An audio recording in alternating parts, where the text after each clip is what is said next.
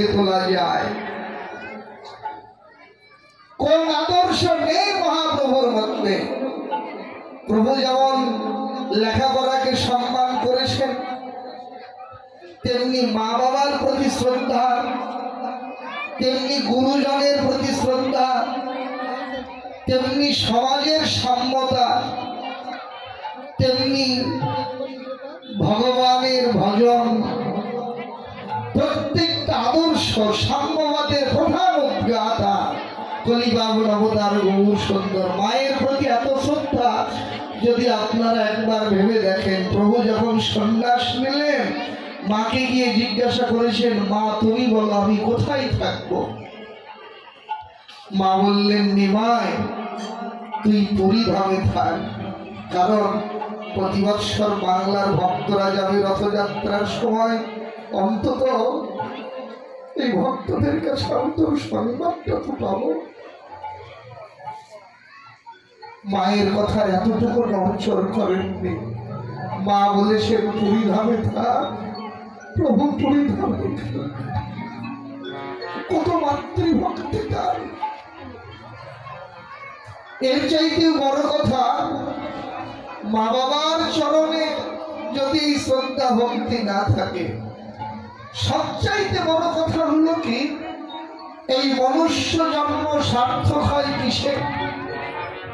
ভক্তি শাস্ত্র বললে জলের শেষ আশ্রয় যেমন সাগরের কাছে, তেমনি অনন্ত কোটি জগৎ জীবনের একমাত্র অন্তিম আশ্রয় হলো পরমেশ্বর ভগবান শ্রীকৃষ্ণের শ্রীপাদ পদ্ম।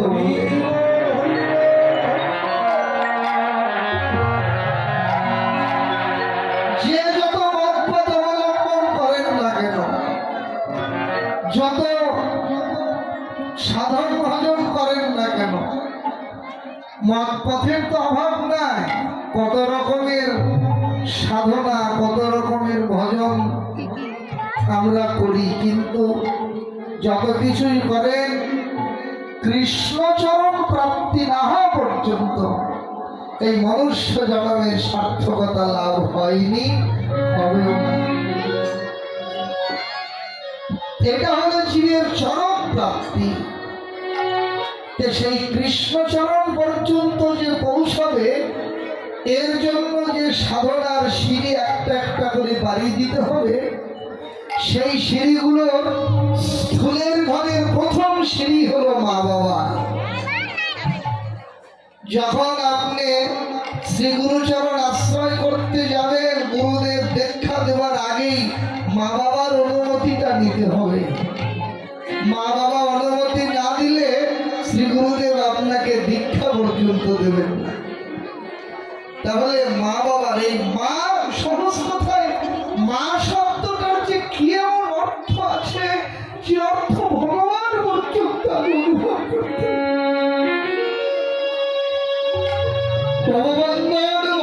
খণ্ডনকারী ভগবান যশোদার এই বাৎসল্য প্রেমের কাছে যিনি বন্ধন স্বীকার করেছে, এই মাতৃভক্তি অনন্ত কোটি জগৎ জীবকে শিক্ষা দিতে। লেখাপড়াকে কত সম্মান দিয়েছেন কিনা আপনারাও জানেন। প্রভুর যখন পিতৃবিয়োগ হয়ে গিয়েছিল, সচিবা অভাবের সংসার করলে প্রভুর লেখাপড়া বন্ধ করে দিলেন। নিমাই, অভাবের সংসার, আর পড়াশোনার খরচ চালাতে পারবো না। প্রভু লেখাপড়াকে এমনই সম্মান করেছেন কি, গ্রামের আর মানুষেরা যেখানে নোংরা হাড়ি পাতিল ফেলে, সেই নোংরা জায়গায় গিয়ে বসে আসেন বাগানের মধ্যে। গ্রামের মানুষ মাকে গিয়ে ডেকেছেন, মা দেখবে তোমার নিমাইয়ের কাণ্ড, কোথায় গিয়ে বসে আসে। মা ছুটে এলেন, নিমাই অপবিত্র জায়গা, ওখানে যেতে হয় না। যদি প্রভু যেখানেই থাকেন সে জায়গায় কখনো অপবিত্র হয় না। কিন্তু লেখাপড়াকে সম্মান দিতে শিক্ষা দিলেন। মা, আমি তো লেখাপড়া জানি না, কোনটা পবিত্র, কোনটা অপবিত্র, কোনটা ভালো, কোনটা মন্দ, এই বিচার তো আমার মধ্যে নাই। আমি তো মূর্খ, আমি তো লেখাপড়াই জানি না। মা বুঝতে পারলেন ছেলেকে পড়াশোনা না করালে আর হবে না, তাই মা আবার নিমাইকে টোলে ভর্তি করিয়ে দিলেন। তাহলে লেখাপড়াকে কতটা সম্মান করেছেন তিনি। মহাপ্রভুর যারা সদস্য ছিলেন তাদের এক একজন কি কম শিক্ষিত? যদি এখনকার মা বাবারা ভাবেন ছেলে মেয়েগুলো যদি একটু এই ধর্মের পথে আসে বোধহয় ছেলে মেয়েগুলোর লেখাপড়াই হবে না, ছেলেগুলো সাধু সন্ন্যাসী হয়ে যাবে, মাছ মাংস খাওয়া ছেড়ে দেবে, কত ভয় মা বাবার মনে। কিন্তু মহাপ্রভুর সদস্যদের জীবনী পড়াশোনা করে দেখবেন তারা কম শিক্ষায় শিক্ষিত না। এক একজনের যে শিক্ষা, সার্বভৌমের মতো পণ্ডিত তখনই ছিল না, আজও বাংলার মুখে জন্ম নেয়নি যিনি মিথিলা থেকে ন্যায় শাস্ত্র মুখস্থ করে নিয়ে এসেছিলেন, এত বড় পণ্ডিত যিনি। দিগ্বিজয়ী পণ্ডিত রূপ সনাতন, রঘুনাথ দাস গোস্বামী, মুকুন্দ বাসুদেব দত্ত সকলের জীবনীতে দেখবেন কম শিক্ষায় শিক্ষিত না। আপনাদেরই প্রায় ঘরেরই মানুষেরা, বড় সৌভাগ্য, বেশি দূর নাই তো ঢাকা দক্ষিণ মহাপ্রভুর পিতৃস্থান আছে যেগুলো প্রভুদের শ্রীপা মুকুন্দ বাসুদেব দত্তের সেই সোনারা গ্রাম, পুণ্ডরিক ধাম, এগুলো বাংলার তীর্থ আদি দর্শন করলে ভজনে অনেক উন্নতি হয়। তো যাক, সেটা বড় কথা নয়, আমরা লীলা স্মরণে আসি যে মাতৃভক্তি, প্রভু মাতৃভক্তি, এত মায়ের প্রতি শ্রদ্ধা, এই শিক্ষা যদি কোনো ছেলে মেয়ের অন্তরে একবার লাভ হয় তাহলে বোধ হয় কোনো মা বাবাকে আর বৃদ্ধকালে বৃদ্ধাশ্রমে কাল কাটাতে হবে না। মহাপ্রভুর এই একটা আদর্শ যদি কারো জীবনে ফুটে ওঠে। আজকে আমাদের সমাজের মধ্যে যে কত কোন্দল, একটা গ্রামে ৩-৪টি করে হরিবসন হয়, ২-১০টা করে দুর্গা পূজা হয়, সকলের চরণে বিনীত নিবেদন, শুধু ঘরে ঘরে নামযজ্ঞ লীলাযজ্ঞ করলেই তো সার্থকতা হবে না। মাস মাস ভাগবত পাঠ, ভাগবতীয় সভা দিয়েই সার্থকতা হয় না। কিন্তু এগুলোর একটা বিশেষ সার্থকতা তখনই যে এই হরিনাম যজ্ঞের যে প্রধান উদ্দেশ্য বিশ্ব শান্তি প্রকল্প, এই হরিনাম করে যদি বিশ্বের শান্তি যদি না ফিরে আসে তাহলে এই হরিনামের সার্থকতা কোথায়? তো যাক, সকলে মহাপ্রভুর আদর্শ জীবনে ধারণ করুন, মহাপ্রভুর চরণে অন্তরের সমস্ত আত্মী নিবেদন করে দিয়ে তার চরণে আনুগত্য হয়ে মহাপ্রভুর আদর্শে আদর্শিত হন, এই নিবেদন সকলের চরণে রাখছি। মা সচিবতা সারাদিন পর নিমাইকে পেয়ে গালমন্দ করছেন। নিমাই মায়ের চোখের জল দেখে নিজের চোখের জল ধরে রাখতে পারলেন না, কাঁদছেন মায়ের কান্না দেখে। মা বলে, নিমাই তুই কাঁদিস কেন? নিমাই বলে, মা আমি কি এমনি এমনি কাঁদছি, তুমি বা অমন করে কাঁদছ কেন? অমন করে কাঁদছ কেন? আমি তো তোমার পক্ষে আছি, অমন করে কাঁদছ কেন?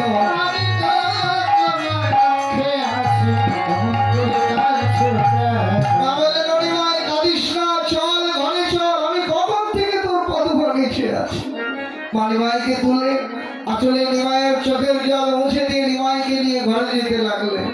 আর এতক্ষণে অন্ধকার ঘনিয়ে এসেছে, তো মা নিমাইয়ের বদন স্পষ্ট দেখতে পাচ্ছেন না, তাই কি করলেন? আমি সচি হর সীতা হইয়া রতন প্রদীপ লইয়া, সচি হর সীতা হইয়া রতন প্রদীপ লইয়া, আজ গোরা রূপ দেখিয়া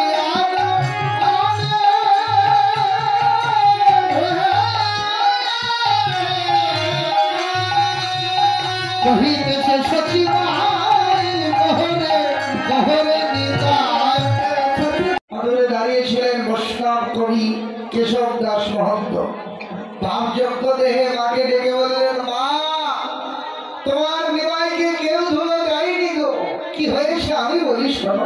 তাই রাসকে সবে কয় মা তুমি না করো হয়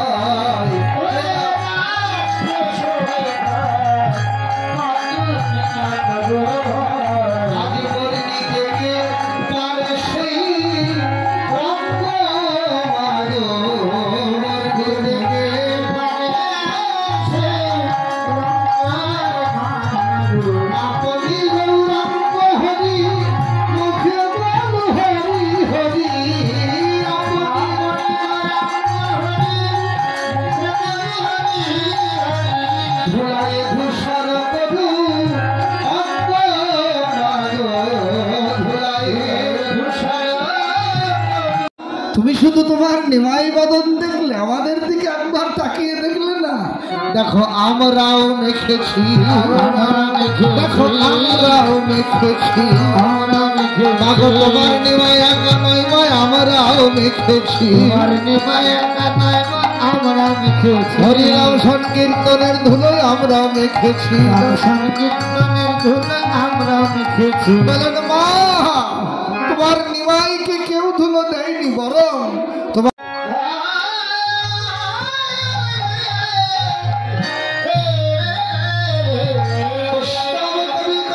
কৃষ্ণের জটে খেলা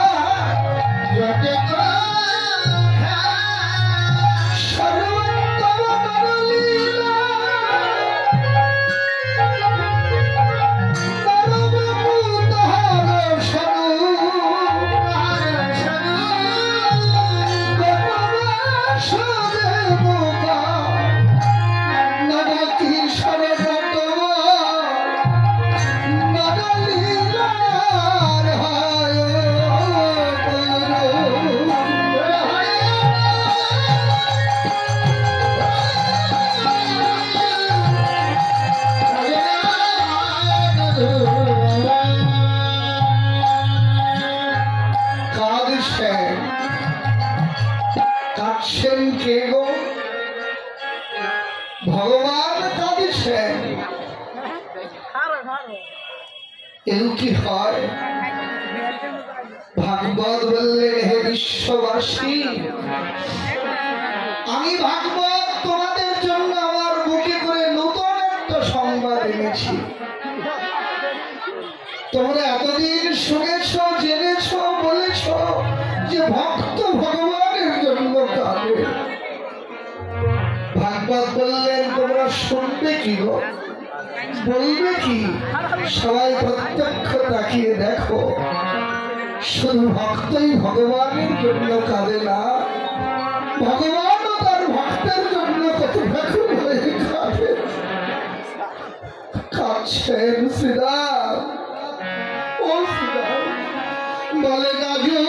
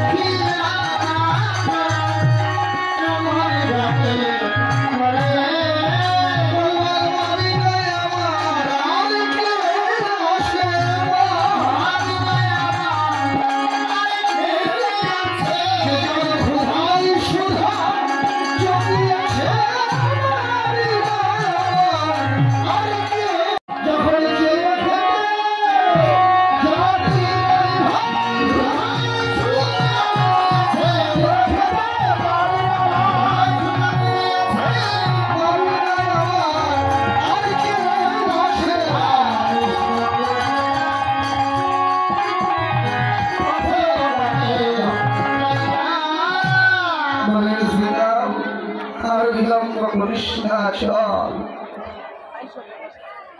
সবাই মিলে যাচ্ছেন। তখন বলো না